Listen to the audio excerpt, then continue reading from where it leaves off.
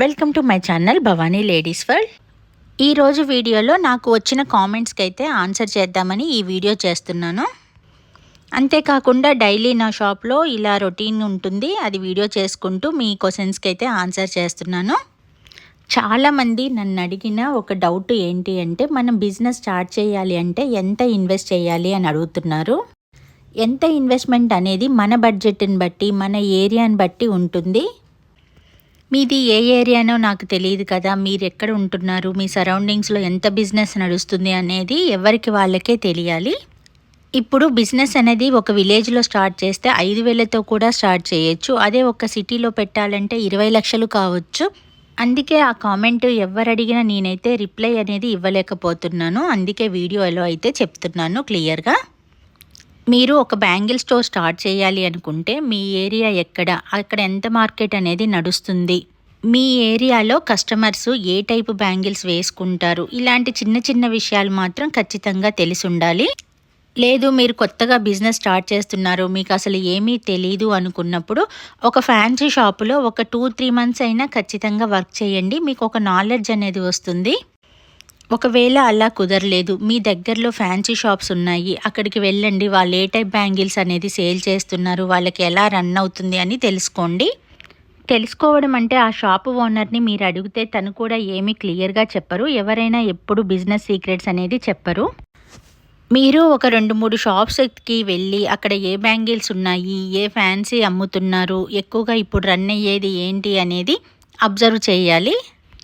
ఈ బిజినెస్సే కాదండి, ఏ business start చేయాలి అంటే దానిలో ఉన్న కష్ట నష్టాలు అన్నీ తెలుసుకోవాలి. ఇప్పుడున్న కాంపిటీషన్లో ఏ బిజినెస్ అయినా చాలా టఫ్గానే నడుస్తుంది. కాబట్టి మనం మొదలు పెట్టగానే కస్టమర్లు ఏదో ఉరుక్కుంటూ వచ్చి మన ఐటెం కొంటారు అని కూడా ఎక్స్పెక్ట్ చేయొద్దు. మన దగ్గర ఉన్న బడ్జెట్ అంతా పెట్టి ఒకేసారి ఆ బిజినెస్ గురించి నాలెడ్జ్ లేకుండా ఐటెం మొత్తం తేవద్దు. చాలామంది చేసే మిస్టేక్ ఇదే. కొత్తగా బిజినెస్ స్టార్ట్ చేసేవాళ్ళు ఆ బిజినెస్ గురించి మనకి అంతా తెలుసు ఓకే అనుకున్నప్పుడు మాత్రమే మన దగ్గర ఉన్న ఇన్వెస్ట్మెంట్ మొత్తం పెట్టేసి ఒకేసారి ఐటెం తీసుకొని రావచ్చు. లేదు మనం కొత్తగా స్టార్ట్ చేస్తున్నాం, ఎలా ఉంటుందో అనుకునేటప్పుడు మనం ఎంత ఇన్వెస్ట్ చేద్దాం అనుకుంటున్నామో దానిలో సగం మాత్రమే ఐటెం తీసుకొని రావాలి. తరువాత మార్కెట్లో ఐటెం సేలుని బట్టి ఆ ఐటెంని పెంచుకుంటూ పోవాలి. మనం తెచ్చిన ఐటెం మంచిగానే సేల్ అవుతుంది ఓకే అనుకున్నప్పుడు మిగిలిన డబ్బులను పెట్టి మనం అదే మళ్ళీ తెప్పించుకోవచ్చు. ఒకవేళ మనం అనుకున్నది జరగకుండా మనం తెచ్చిన ఐటెం అలానే ఆగిపోతే మనం కొంచెం లాస్తో బయటపడవచ్చు. అది చిన్నగా సేల్ చేసుకుంటూ ఉండొచ్చు, మిగిలిన ఐటెంని ఈ డబ్బులతో తెచ్చుకోవచ్చు. అలా బిజినెస్ స్టార్ట్ చేద్దాం అనుకునేటప్పుడు మన దగ్గర ఉన్న ఇన్వెస్ట్మెంట్ని ఎలా కొనాలి, ఐటెం ఎలా తేవాలి అనేది కూడా తెలుసుకోవాలి. ఇది నా పర్సనల్ ఎక్స్పీరియన్స్తోనే చెప్తున్నది. నేను బిజినెస్ స్టార్ట్ చేద్దాం అనుకునేది మా ఏరియాలో అన్ని ఐటమ్స్ మంచిగానే దొరుకుతాయి, కానీ అప్పట్లో అయితే బ్యాంగిల్స్ అనేవి సరిగ్గా దొరక్కపోయేవి, మంచి బ్యాంగిల్స్ అనేవి. దాంతో ఒక చిన్న షాపు సెంటర్లో చూసుకొని ఒక 3-4 lakhsలో ఒక బ్యాంగిల్ స్టోరే స్టార్ట్ చేయాలి అనుకున్నాను. చాలా రోజులు సెర్చ్ చేసినా కానీ చిన్న షాప్ అనేది ఎక్కడా దొరకలేదు. ఒక పెద్ద షాప్ తీసుకోవాల్సి వచ్చింది. దానికి రెంట్ అనేది చాలా ఎక్కువగా ఉండబట్టి మిగిలిన ఐటెంను కూడా తేవాల్సి వచ్చేది. ఒక బ్యాంగిల్స్ మీద షాపు రన్ అవుతుందో లేదో అనే డౌట్తో. ఏదైనా బిజినెస్ స్టార్ట్ చేయాలి అనుకుంటే అన్నీ మనకి అనుకూలంగా అయితే ఏమీ జరగవు. కొన్నిసార్లు మనం కాంప్రమైజ్ అవ్వాల్సి వస్తూ ఉంటుంది. నేను 3-4 lakhsలో బిజినెస్ స్టార్ట్ చేద్దాం అనుకునేది 10 lakhs ఇన్వెస్ట్ చేయాల్సి వచ్చింది అప్పట్లోనే. నేను ఈ బిజినెస్ స్టార్ట్ చేయడానికి ముందే, ఒక షాప్ పెట్టడానికి ముందే చిన్నగా ఇంట్లో సేల్ చేసేదాన్ని, ఒక చిన్న షాప్ రన్ చేసేదాన్ని. ఆ ఎక్స్పీరియన్స్తోనే అయితే ఈ బిజినెస్ అయితే స్టార్ట్ చేశాను పెద్దగా. కానీ నేను అనుకున్నట్లే బ్యాంగిల్స్ మాత్రం బాగా సేల్ అయ్యాయి. మిగిలిన ఐటెం అనేది చాలా తక్కువగా సేల్ అనేది ఉండేది. Bangles monthly 1 lakh 2 lakh bangles తెచ్చినా కానీ సేల్ అనేది ఉండేది. మిగిలిన ఇన్వెస్ట్మెంట్ మొత్తం అలా ఆగిపోయింది. ఎందుకంటే మిగిలిన ఐటెం మొత్తం మార్కెట్లో ఎక్కడంటే అక్కడ అవైలబుల్గా ఉండేది. దాంతో ఆ స్టాక్ అనేది ఆగిపోయింది. బ్యాంగిల్స్ మాత్రం ఎక్కడ అంత మంచిగా లేవు అని నేను అనుకున్నాను. అలానే స్టార్ట్ చేశాను. అది మాత్రం మంచిగా క్లిక్ అయింది. ఇలా నేను సగం దీని మీద సగం దాని మీదుగా ఇన్వెస్ట్ చేసేసరికి నాకు బ్యాంగిల్స్ అనేవి చాలా మోడల్స్ రాకుండా ఉండింది. తక్కువ మోడల్స్ ఉండబట్టి ఇంకా పెంచాలి అనేసి మిగిలిన ఐటెం తగ్గించుకుంటూ బ్యాంగిల్స్ అనేది పెంచుకుంటూ వచ్చాను. ఇప్పుడు ఎక్కువగా నా షాప్లో బ్యాంగిల్సే దొరుకుతాయి. ఇంకా నాకైతే ఒక పెద్ద డ్రీమ్ ఉంది. పెద్ద బ్యాంగిల్ షోరూమ్ అనేది స్టార్ట్ చేయాలి రిటైల్గా అనేసి. ఇది అంతా ఎందుకు చెప్తున్నానంటే, కొత్తగా బిజినెస్ స్టార్ట్ చేసేవాళ్ళు ఇన్వెస్ట్మెంట్ ఎంత పెట్టాలి అని అంటున్నారు కదా, నా ఎక్స్పీరియన్స్ కూడా చెప్తే వాళ్ళకి అర్థమవుతుందని. బిజినెస్కి ఎంత ఇన్వెస్ట్ చేశామని కాదు, అది సేల్ అవుతుందా లేదా అనేదే ఇంపార్టెంట్. మనం తెచ్చిన ఐటమ్ సేల్ అవుతూ రొటేషన్ అవుతూ ఉంటే బిజినెస్ అనేది మంచిగా నడుస్తుంది. మీకు ఎంత ఇన్వెస్ట్మెంట్ ఉంది, అది ఏ ఐటెం తెస్తే మనకి నడుస్తుంది అనేది తెలుసుకొని ఆ ఇన్వెస్ట్మెంట్ అనేది యూజ్ చేసుకోండి. నేనైతే నా షాపు రెగ్యులర్ వీడియోస్ పెడుతూ ఉంటాను. ఇంకా సీజన్ స్టార్ట్ అవుతుంది కదా, బ్యాంగిల్స్ కూడా తేయడానికి వెళ్తాను, అప్పుడు వీడియోస్ చేస్తూ ఉంటాను.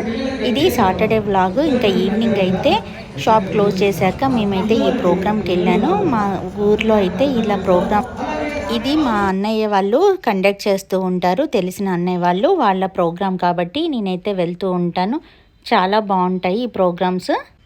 ఇంకా ఈరోజైతే చిరు సాంగ్స్ కాబట్టి, చిరంజీవి సాంగ్స్ ప్రోగ్రామ్ కాబట్టి వెళ్ళాను. చాలా బాగున్నాయి. ప్రోగ్రామ్ అయితే చాలా బాగా సక్సెస్ అయింది. మీరు ఖమ్మంలో ఉంటే సాటర్డే సండే అయితే ఇక్కడ ప్రోగ్రామ్స్ అనేది జరుగుతూ ఉంటాయి భక్తరామదాసు కళాక్షేత్రంలో.